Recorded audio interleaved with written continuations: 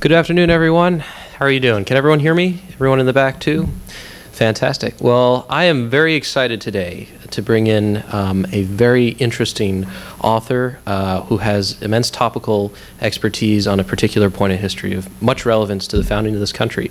By brief way of introduction, my name is Kevin Dunn. I work on the event side of things at the Institute of World Politics, which, for those of you who are new here, is where you are. We are a graduate school of statecraft and international affairs, and we have, I believe, 5 master's degree programs and 15 certificates of study. So today's event is going to be titled after Mr. O'Donnell's book, Washington's Immortals, The Untold Story of an Elite Regiment Who Changed the Course of the Revolution. Today's event will actually be, for the purposes of the Q&A, off the record, so we will not be recording, and we ask that you not record either. In addition to, during the Q&A, we ask that you state your first and last name and just your professional affiliation in the spirit of collegiality. And without further ado, it's my great pleasure to introduce a fascinating gentleman, as I said to you before, Mr. Patrick K. O'Donnell. He is a best-selling author, has written 10 critically acclaimed books, each of which books, I believe, deals with a different period and a different elite unit in American fighting history, from the Revolution all the way up to Iraq. You should certainly check out his website. I had an immense interest in seeing all the projects that he's been doing. So I'd encourage you to do that. And without further ado, I just want to open up the floor to you, sir. Thank you so much for coming on behalf of IWP again. All right. Thank you, sir. Thank you. It's really a pleasure and honor to be here today. For me, the story of Washington's Immortals, in a sense, began about 12 years ago when I was in a Marine rifle platoon in the Battle of Fallujah as a volunteer combat historian. I went house to house with 3-1, the assault group, and took some of the platoon that I was in, took some of the highest number of casualties. We had 5 killed and nearly about 16 or 17 men that were still standing at the end of the battle. And that is in a book called We Were One. It's a best-selling book that's on the Commandant's reading list. But that experience allowed me to write combat history. It also formed some really important bonds of friendship and brotherhood that directly relate to the book Washington's Immortals that I'm going to talk about today. 6 years ago, I was in New York City, and the commanding officer of 3-1, Colonel Willie Peale, was assigned to the Council of Foreign Relations and said to me, "Pat, what do you want to do? Do you want to go to the Met today?" And I said, "No, sir. How about we go visit the Battle of Brooklyn?" I had done some research prior to that, and I wanted to show him one of the largest battle of the American Revolution firsthand and do a walking tour. And we met at Greenwood Cemetery, which is the beginning of the Battle of Brooklyn, the largest battle of the American Revolution. Begins outside of the gates of Greenwood Cemetery. Interestingly enough, on August 26th, 27th, that night, right outside of the gates of Greenwood Cemetery was something called which it wasn't there at the time of the Revolution, but was the Red Lion Inn. It was a tavern, and the tavern had a watermelon patch in the backyard of this tavern. And the two sides, British and Americans at pickets, actually clashed in that watermelon patch. So the largest battle of the American Revolution begins, interestingly enough, in a watermelon patch. We visited Greenwood Cemetery at a place called Battle Hill, where American forces held off the British for over an hour on the high ground there. And we walked sort of in and around the alleys of Brooklyn, and we found an old stone house. And that stone house is really one of the great inflection points in American history that really no one knows anything, very few people know anything about. It was there that 5 companies of Marylanders charged several times into the stone house that was occupied by Lord Cornwallis. And their efforts created a dramatic effect. They allowed a large portion of the American army that was on the Heights Iguanas, which was near Greenwood Cemetery where we're at, to escape back to their fortifications in Brooklyn Heights. They also prevented, for a short period of time, the 2 wings of the British Army from uniting and potentially delivering a crushing blow on American defenses in Brooklyn Heights. That's just one tiny portion of the story I'm about to tell you. It's also about 8 years of war, of a regiment that was resilient, that fought in nearly every major battle, and in many of the inflection points of the Revolution.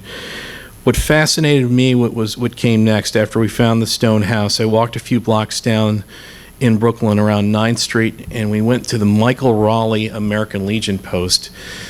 Went through the sort of the storied hall of the Legion post, and it's been there many years, but hanging outside of that Legion post is a sign that said, "Here lie 256 Continental soldiers, Maryland heroes." The men that made that charge are buried somewhere in Brooklyn. They suspect an empty lot next to that Legion post, and I became immediately obsessed with the story. Why is there a sign there with potentially hundreds of Americans that are buried under a street or in an empty lot that had a role in saving the United States? I thought that was an incredible tragedy, and I wanted to know the story behind the story. Who were these men? Why did they fight? Why did they make that charge? And then why did they fight through 8 long years of the American Revolution? This is a story about resiliency, leadership. Many of the things that are in this book directly apply to today, and I'll get to that in a little bit later. But the Marylander story begins on a wintry day in 1774 in Baltimore City. At the time, Baltimore was kind of a seedy port city that some people call the dirtiest hole in the world, and it was rough and tumble. But there were a lot of merchants, men that were sort of on the forefront of what was happening, and on a wintry day in 1774 in December. Men of honor, family, and fortune came together in a tavern, and they formed the first independent company called the Baltimore Independent Cadets. These men came together, they signed a compact, they signed their names, which at the time was an act of treason, and they put their lives on the line and their money. They were some of the wealthiest men in Baltimore, and that they began to train and prepare for war. Because at this time, Baltimore was under a blockade by the British. Thousands of men were thrown out of work. The colonies initially wanted to stay with the British Empire, but they weren't sure where things were going, and these men were preparing for war. They believed in liberty and freedom. It was inside of their compact that these men signed, which, at the time, Britain had crushed nearly every other rebellion, and for instance, one in Ireland, which occurs shortly after that. Men were literally drawn and quartered. They were their intestines ripped out, burned in front of their eyes, and then they were decapitated. So these men knew that they were not only facing death, but they also sacrificed their fortunes and their livelihood. And that's just a small portion of how this unit begins. They start to train, and they capture the attention of the local city of Baltimore, as they have a pact that they will outfit themselves with the best weapons and equipment that money can buy. They have finest swords and pistols and uniforms, and they begin to march and drill. They have their own drill master, and this catches the attention of the town. And they, interestingly enough, in February 1774, I found an incredible letter that it comes from an anonymous source. But the men it's the winter of 1775. It's well over a year before the Battle of Brooklyn takes place. But the source says that they will fight and face an American Thermopylae. They're compared to the Immortals and they're compared to Spartans, and that is exactly what happens. As these men continue to train, the small independent unit known as the Baltimore Independent Cadets, which has incredible leadership in it, a gentleman by the name of Mordecai Gist, Samuel Smith, who some of you will know is the savior of Baltimore City in the War of 1812, and many others. They form a cadre that then morphs into what's known as Smallwood's Battalion. And this small unit of cadets takes many of the leadership positions within Smallwood's battalion. And it forms into a regiment or a battalion. The terms are kind of used interchangeably during the American Revolution, but it has over about 9 companies of men within the battalion. And these men begin to train and prepare for battle. And the interesting thing about Smallwood's battalion is the Baltimore Independent Cadets and the battalion sort of morph with the population. Instead of just elite members of wealth and privilege and power, it's the common people of Baltimore and in Annapolis and Maryland. And you have many farmers and artisans, rich and poor alike, that start to drill and train. And the men of Smallwood's battalion, it's named Smallwood's Battalion because of William Smallwood, who's an officer that had experience in the French and Indian War.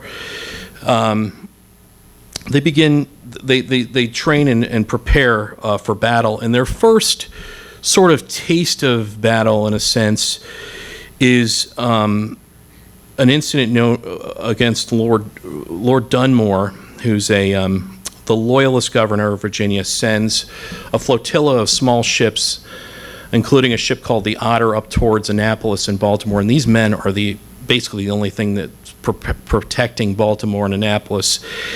And they don't have enough men necessarily to fight off a warship that has many cannon. So what they do is sort of interesting. They line the shores in parade formation to show strength. This is several hundred men, and what happens is they sort of melt into the background as the ship passes through near Baltimore, and then they line up again on the shore to show that to give the impression that there's another battalion of men. And luckily, Lord Dunmore doesn't. The flotilla doesn't. The Otter doesn't destroy Baltimore or Annapolis.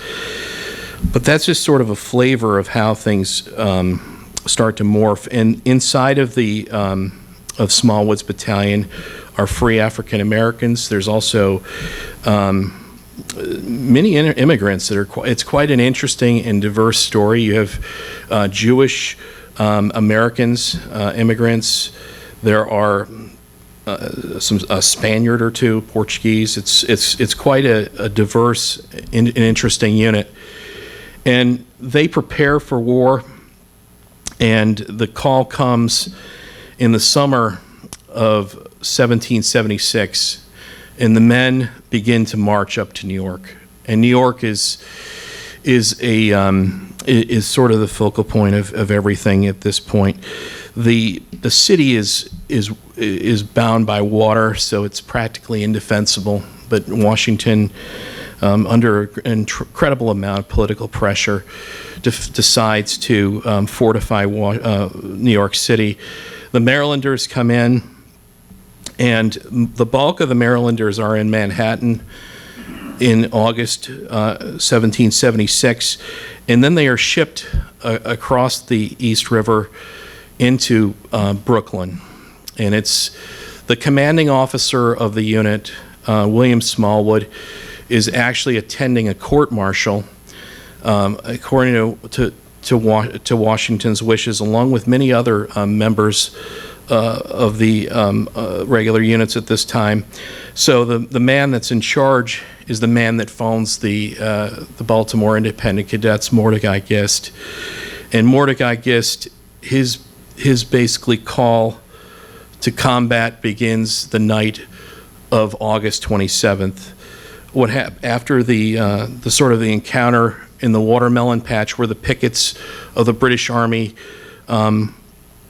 sort of cross swords with pickets in the American Army, it begins an incredible flanking maneuver. Lord Howe and Quinton and Cornwallis basically conducted massive flanking operation in an unguarded pass, the Jamaica Pass, and they basically come around the Heights of Guana, where Greenwood Cemetery is, and many of the American soldiers are in an exposed position, including the Marylanders. and a diversionary force under General Grant lands. It pushes sort of up towards the heart of the American defenses, including the Marylanders, and they're basically there to distract them. And the Marylanders fight along with the Delaware Blues and several other American units for a number of hours. And then to their great dismay and alarm, they realize that they're being flanked. And from positions near and around Greenwood Cemetery, they literally have to fight their way back towards their headquarters, which is in a stone house, the same stone house that I mentioned earlier, that Cornwallis was in. And they make their way back towards this stone house, and the documentation is quite interesting. They had to fight through sort of British lines. There's a situation where the British literally they feign surrender. They put their muskets down and attempt pretending surrender, when in actuality they set up the Marylanders for an ambush. They're able to fight through that, and then they make it back to the stone house, which Cornwallis has basically occupied and flanked a large portion of the Americans that are on the Heights of Kiwanis. And Lord Sterling, who's an American with a title that's in question, organizes the men that he has, and that's the Marylanders, and 5 companies of Marylanders, roughly, that are under the command of Mordecai Gist, to charge the stone house to allow the rest of the American army to escape through a gap. And that's exactly what they do. They form up multiple times. They charge a fixed bayonet into this house, which contains several light cannon by the British. They charge through canister and lead from musket fire, and many of their men are lost. They close ranks and they continue. And it's sort of an American Thermopylae. This is our 300 moment in many ways. And these men, against all odds, are able to basically allow a large portion of the American army to escape. And this sets up, several days later, one of the most amazing escapes in American history, where John Glover and the Marblehead men, who assemble all of the craft that they can in New York City, and they evacuate Washington's army from the heights of Brooklyn, where the current Brooklyn Bridge, the base of the current Brooklyn Bridge is. It was a ferry, and they crossed there, which is a short point in the East River, and make their way back to Manhattan. But it's the Marylanders, once again, that Washington, the remains of the Marylanders, they lose many men in that battle, but there are still elements of the Maryland or Smallwoods Battalion that are still intact, and they are called upon again by Washington to act as a rear guard, and they do that in the fortifications. They're the last men basically in the fortifications as the American army is escaping through the fog and mist on John Glover's boats.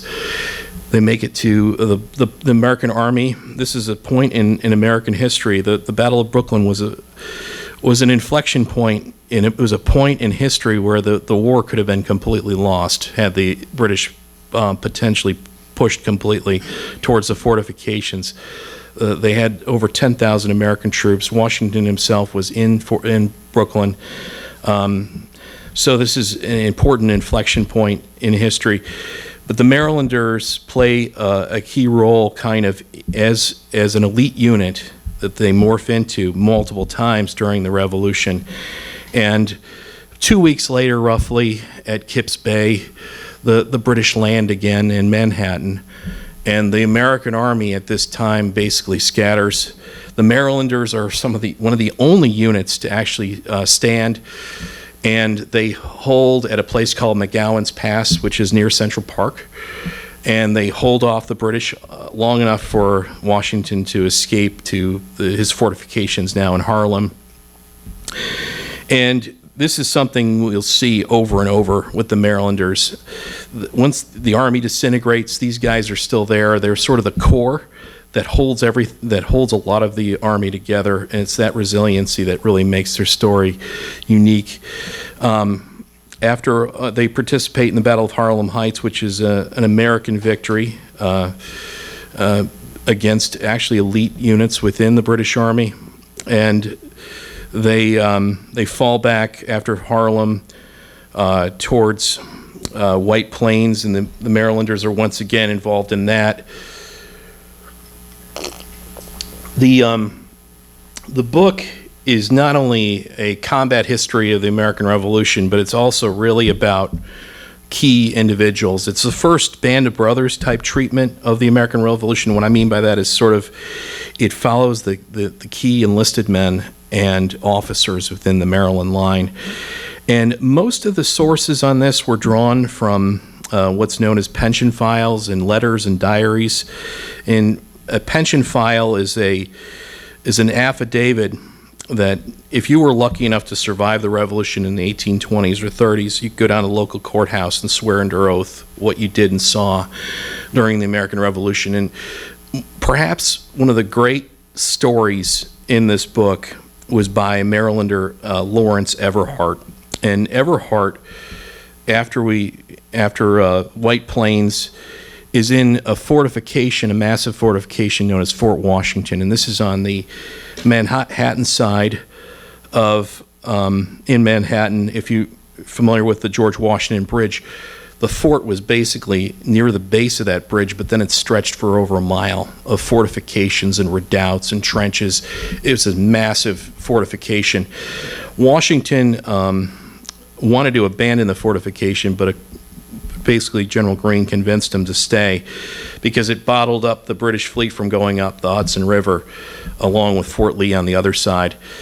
And Washington, there are many Marylanders inside of Fort Washington along with Lawrence Everheart, but what happens about a week before Fort Washington is that the adjutant, or the second in command of Fort Washington, decides to flee the fortifications and give the entire order of battle and the plans for the fort to the British. So, we talk about traitor Benedict Arnold. I mean, this guy is one of those great unknown traitors, but it's something that these men face throughout the entire war, because Washington's Immortals covers not only a conventional war, it covers an insurgency, but a civil war that took place during the American Revolution. Very complex and multi-layered. Many of the Maryland families had split alliances. Their father did not believe. They were ardent loyalists. Many of these men came from the Eastern Shore. Others were fervent patriots, and they had to sort of they had to work through these difficulties throughout the war. And this is one of those examples of how basically a traitor cost the lives of 2,900 Americans because of his role. But Lawrence Everhart's perhaps like the luckiest Marylander, and maybe one of the luckiest men in the American Revolution, in the sense that his comrades were in Fort Washington, but he found a rowboat along with several other men, rowed across the Hudson River to safety near Fort Lee, and came ashore near a house, and in that house was General Washington. And this is captured in his pension file, which is detailed and verified. And what I thought was the book really captures the hidden war of the Revolution, in the sense that it's about sort of the feelings and emotions. And in that scene, he sees Washington with his spyglass looking at Fort Washington, and how Hessians and regular troops from the British Army are assaulting the fort and taking it, and then bayoneting many of the men inside the fort. They're executed, and the men are literally run through a gauntlet. Those that are taking prisoner, after many of the British officers put a stop to the Hessians from murdering our guys, ran them through a gauntlet where they were kicked and beaten, and their possessions were stolen. And Everheart witnesses Washington's reaction to this, and he sees tears in Washington's eyes as he sees the fall of Fort Washington. But that's sort of the feelings and emotions that this book captures that makes it unique. And the Marylanders The contingent, which was inside of Fort Washington, are captured. Many of them are put on what's known as hell ships. Many of the men that were killed at the Stone House, their remains lie in a mass grave, but many of the other men that fought in that engagement were also captured and put on British hell ships. And what I mean by that is, this is a situation where many of our men were starved. The numbers on hell ships are never known, but the low end it's 10,000, the high end it's up to 18 or 15,000 Americans were killed on these things, and many they were just literally starved to death, and then left to rot in the holes of these ships, and many of the Marylanders that were in the fort suffered that fate. As the Marylanders kind of proceed on, they're an elite unit within the Army, and Washington continues to call upon them as a rear guard. And as the Army retreats through New Jersey, they're in the rear, and they're felling trees, and then sort of blocking the advance. Some of my favorite scenes from the book come from this period, where the Marylanders are trying to get to the safety of the Delaware River, and potentially to farms that are farms and the population which is friendly towards the Army, because most of northern New Jersey at the time was Tory or loyal, so their source of supply wasn't going to be largely in the north. They had to make their way back towards Pennsylvania, the Delaware. And I think one of my favorite quotes, most compelling quotes I should say, is Charles Wilson Peale. His brother was in this unit. His name was James Peale, and he was an ensign. Ensigns, in many cases, carried the colors of the unit. And Charles Wilson Peale had not seen his brother for about 6 months, 8 months, and he remembers the scene of the Army, which the Army, at the beginning of the Battle of New York, is upwards of 18,000 men. And at this time, in near December 1776, the Army is reduced to thousands of men. Their numbers are greatly diminished. The men are in rags. They don't have shoes in many cases. And the scene that I'm about to describe, it kind of is emblematic of what the condition of the Army was. And Charles Wilson Peale sees a figure that has his face is encrusted. He's in rags. He's barefoot, and he has sores on his face. And as he comes up to him, he recognizes his brother. And it's not until he's only a couple feet away that he recognizes that this man is his brother. And the Marylanders, at this point, are reduced to only about 150 men. It's the Corps. Many of the men in the Cadets, the officers, stay, along with some of the key enlisted men, and they participate in the American counterattack. I mean, this is some of the darkest days of the American Revolution. The population is turning against the war. The British have been overwhelmingly successful in New York. They've overrun New Jersey. Things are going according to plan in some ways. And the enlistments are expiring in the Army. And Washington uses all of his oratory skills to call forth men to volunteer. And the Marylanders, many of the Marylanders stay along with other units, and they make the epic crossing at Trenton, and they rout Johann Rahl's men, who incidentally the Marylanders have encountered twice before this. First at Fort Washington, and then at White Plains. It's Johann Rahl, who's a hero of the American Revolution from the Hessian perspective, but he encounters the Marylanders multiple times. The Marylanders participate in the battle, and hundreds of Hessians are captured, and I think it comes to a point of another inflection point that not many people know about, the Second Battle of Trenton, which occurs in January the first few days of January, the Marylanders, along with Washington's army, they go across the Delaware. There's no plans to go back to Trenton. But what happens is a militia unit under John Cadwalader, who had initially tried to cross with Washington, goes across the next day, and Washington has a decision to make. Does he fortify Cadwalader? Does he order him back, or does he, order him back? And he decides to basically reinforce Cadwalader into Trenton. And what happens next is it sets up what's known as the Second Battle of Trenton. The Americans, Washington realizes that Trenton's not very defensible, but on the eastern side of Trenton is what's known as Assunpink Creek. It's the Washington and his army lined up on the eastern side of the creek. There's only one really decent fording point, which was a stone bridge, and it's not far from the center of Trenton.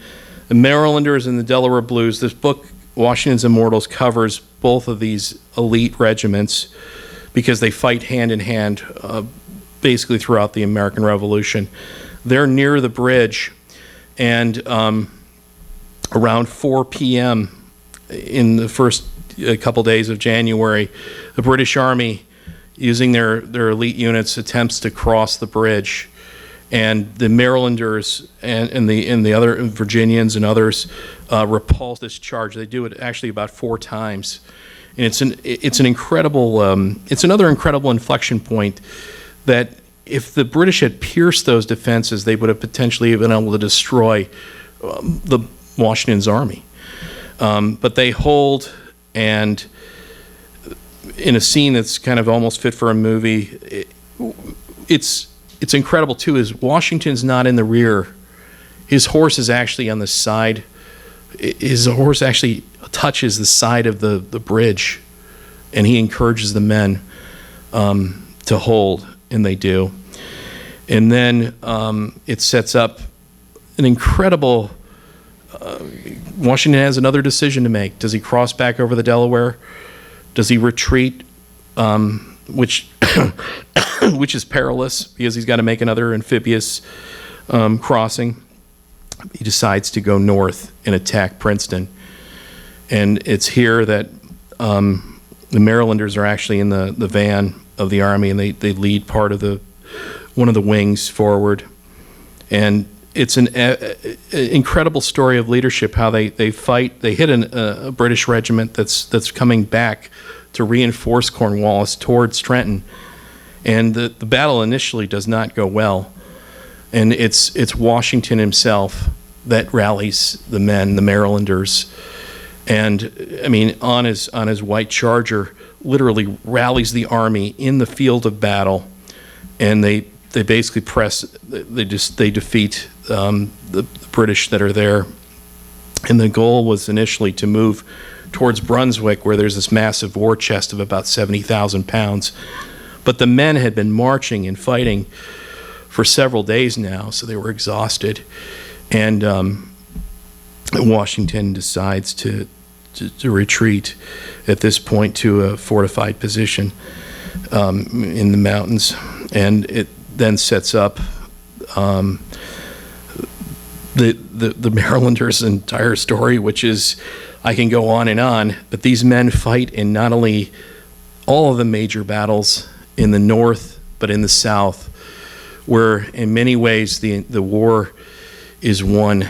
And it's the small battles and large battles in the South. And let me sort of highlight. This book's a band of brothers on the American Revolution. Let me highlight a couple of the men in this book. One of them is a great Marylander hero named John Eager Howard. And if you go into Baltimore City, you'll see Eager Street, Howard Street. It's named after him, and his war begins in 1776, actually 1775, where he raises his entire company of men, about 60 men, in 24 hours. That's the kind of charisma that he had. Officers in the American Revolution were responsible for raising their own men in most cases. He raises his own men. He's able to field a company, He's part of something called the Flying Camp, which is kind of a footnote in history. It ultimately merges with the 1st Maryland Regiment. I mean, the focus of this book is a Band of Brothers kind of history. It's a focus on the officers and men, because the actual org chart of the Maryland Regiment it forms into multiple regiments and multiple units, which is at times it's dizzying. So the Flying Camp forms into, eventually the officers and many of the officers in the Flying Camp go to the 1st Maryland Regiment, including John Eager Howard. Fights in White Plains, fights through a large portion of the war in the North. And Howard's real, what he's renowned for is in the South, though, because in 1779-78, the war in the North is largely stalemated.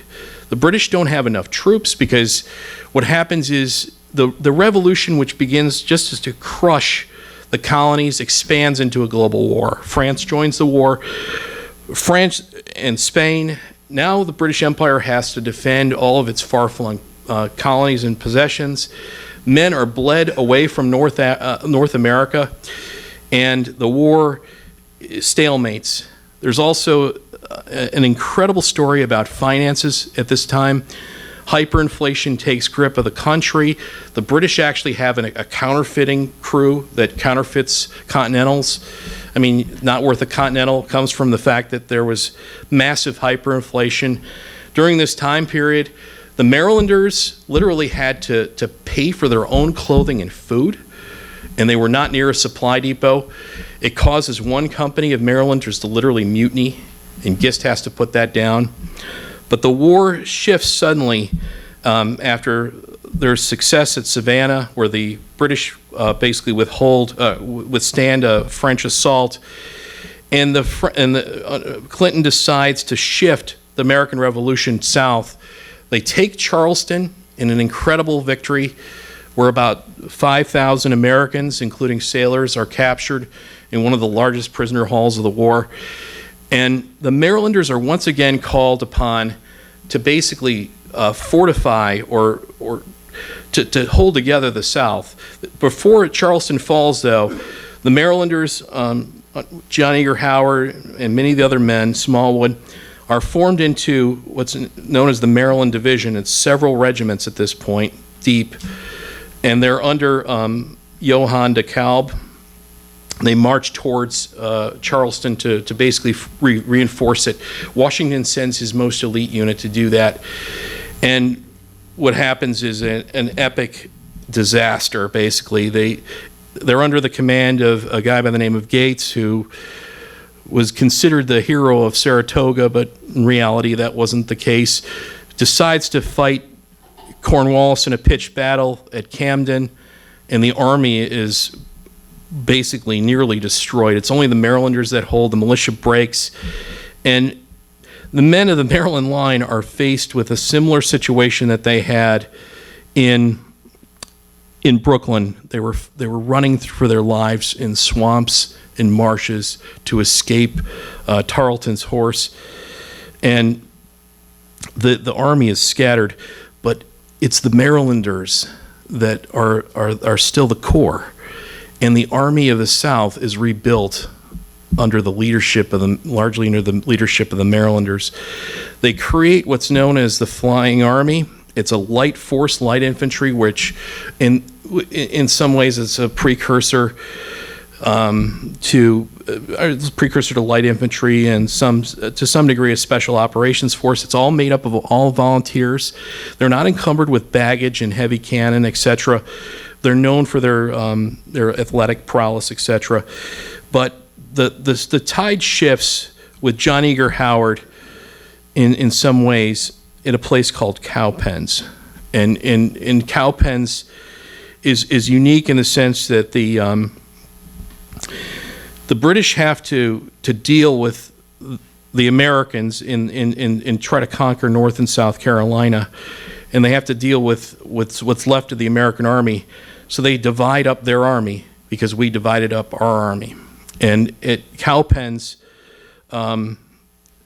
the Daniel Morgan and John Eager Howard, which is a situation where there were a lot of militia, and there was a core elite group, the Marylanders, and Daniel Morgan tried to figure out how do I fight a superior force that has superior tactics and superior arms, and he comes up with at the time was a very novel strategy. It was effectively a defense in depth, where he put his weakest men, the militia, up front, asked them to fire a few shots. There were a few skirmishers before that, and then the last line of defense was John Eager Howard, the Marylanders, the Delaware Blues, and some Virginians. They were behind kind of a swale, and their job was once the militia fired 3 shots, they were to retreat through a gap in the line where Howard was at, and basically that's exactly how it happens. The battle begins. The British see the potential for a repeat of the Battle of Camden.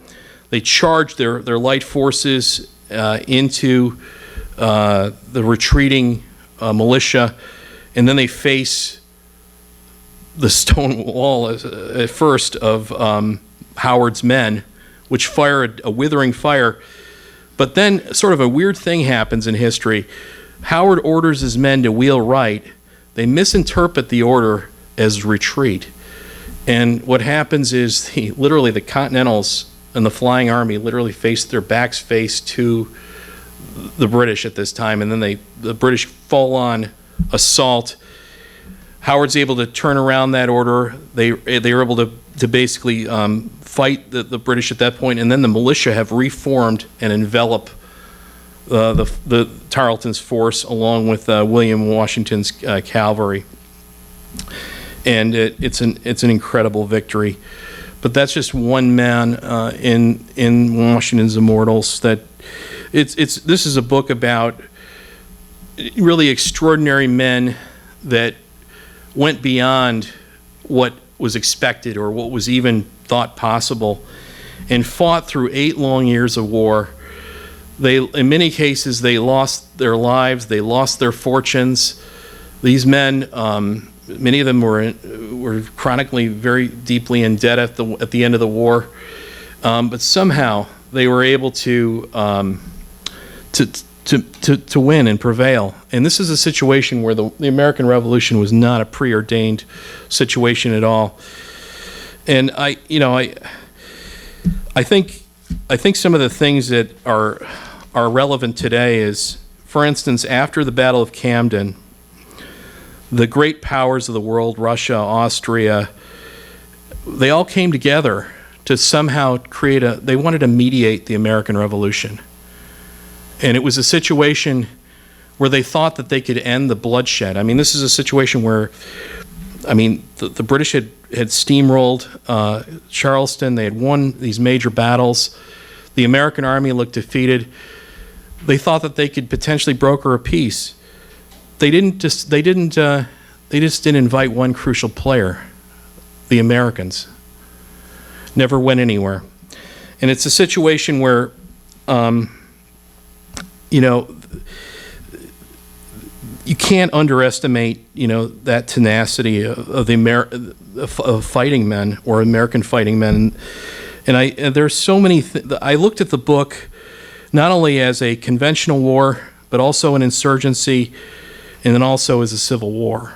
And I looked at it from a modern, in some ways, a counterinsurgency lens, and in the things that were done right and wrong. Number one, it was about defeating an idea. I mean, this is the most revolutionary idea in some cases in world history. The British didn't have a grasp on that. Population protection was a major aspect of the American Revolution. Basically protecting loyalists or to protect, as the gains that you had. But there were never enough troops to clear, build, and hold. Finance, massive, completely huge in terms of foreign finances in the war, and paying your own men. huge. But the other thing is sort of the roles of militia in the war, irregular units that are able to blend with the population and go into areas that conventional troops can't take or clear or build and hold.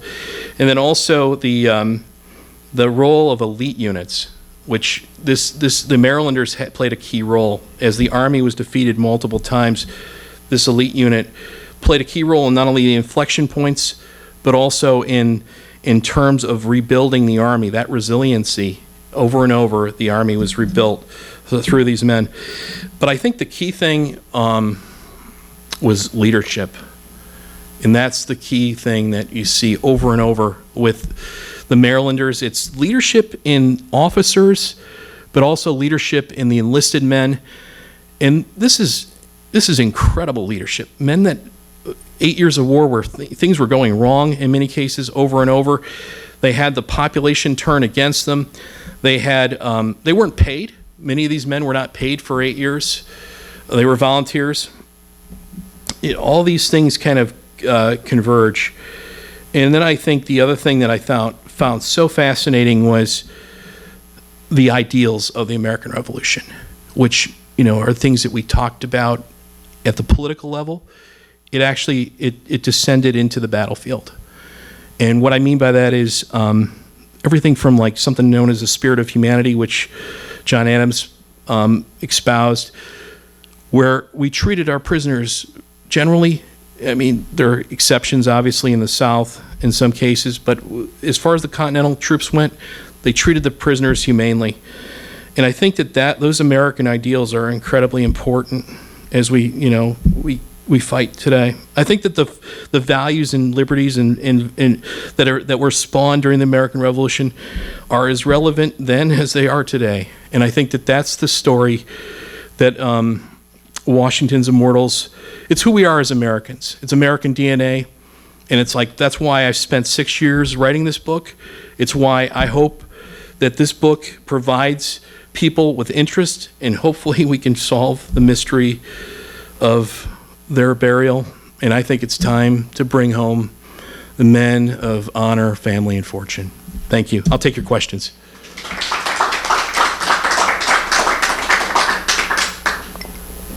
Yes, sir. Two questions. First is, during the Battle of Washington, Fort Washington, yeah. At one point, fires began